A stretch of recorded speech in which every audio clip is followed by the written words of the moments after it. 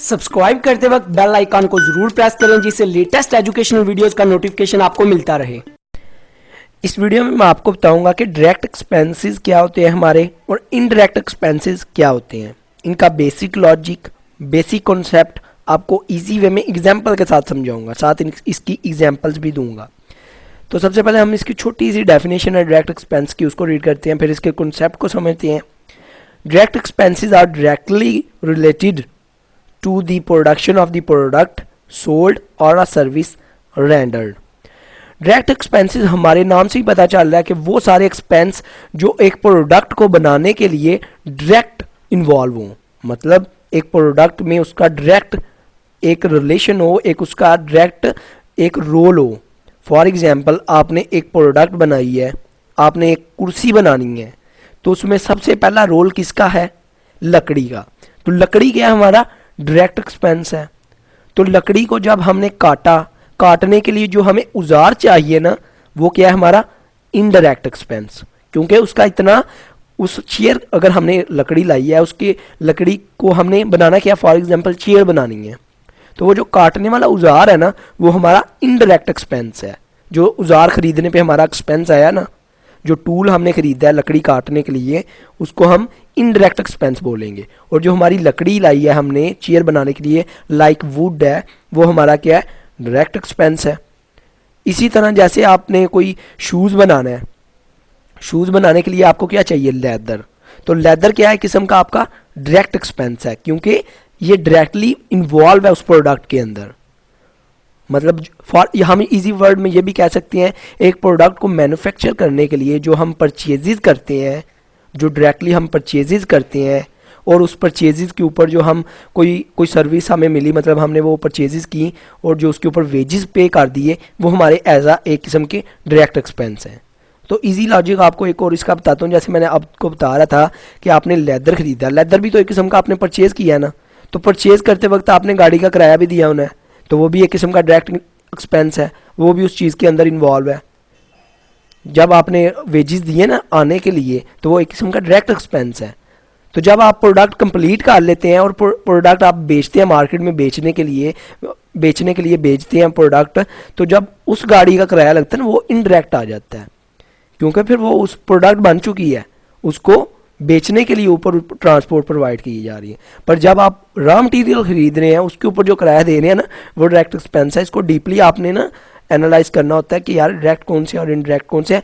इतना कोई इसका मसला नहीं होता, सिर्फ आप छोटा सा एक लॉजिक समझें, बाकी इतनी इसकी ज़रूरत भी नहीं होती। आप सिर्फ एक लॉजिक समझें कि डायरेक्ट एक्सपेंस क्या होते हैं। डायरेक्ट एक्सपेंस मैं आपको बता रहा हूँ जो डायरेक्टली प्रोडक्शन में इन्वॉल्व हों, जैसे परचेजेज है, रॉ मटीरियल है। आपको आगे वुड की एग्जांपल दी, अभी लेदर की दे रहा हूँ कि आपने लेदर लाया शूज़ बनाने के लिए, तो लेदर क्या आपका एक किस्म का डायरेक्ट प्रोडक्ट है और डायरेक्ट एक्सपेंस है। तो जो लेदर के ऊपर आपको लेदर काटने के लिए, उसको शेप देने के लिए, तो ये जो चीज़ें चाहिए, ये टूल्स चाहिए, जो आपको जो मटेरियल, जो आपको मतलब इलेक्ट्रिसिटी चाहिए, तो ये जो सारी चीज़ें, ग्लू, पेंट, जो भी आपको चाहिए, तो ये सारे इनडायरेक्ट एक्सपेंस आ जाते हैं। तो बेसिकली आपने माइंड में क्या चीज़, एक लॉजिक रखना है कि जो बेसिकली एक प्रोडक्ट को बनाने के लिए जो प्रोडक्शन के अंदर इन्वॉल्व होते हैं ना, मोस्टली जो डायरेक्ट एक्सपेंस होते हैं ना, वो प्रोडक्शन के जो आपने फिनिश गुड बनाई है उसके अंदर इन्वॉल्व होते हैं। तो डायरेक्ट एक्सपेंस जो प्रोडक्शन के ऊपर डायरेक्टली जिसका एक रोल होता है, क्योंकि आप लेदर लाएंगे नहीं तो शूज़ नहीं बनेगा, आप लकड़ी लाएंगे नहीं तो चेयर नहीं बनेगी। तो सबसे पहले क्या चीज़ चाहिए आपको?